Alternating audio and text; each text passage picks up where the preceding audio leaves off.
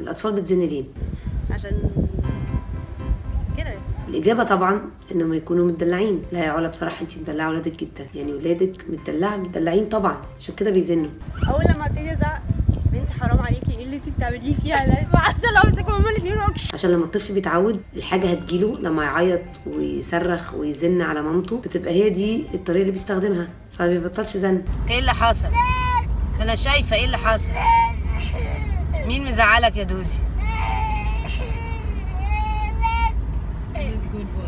مين مزعلك؟ عملت ايه؟ عملتي ايه يا كريستيانا؟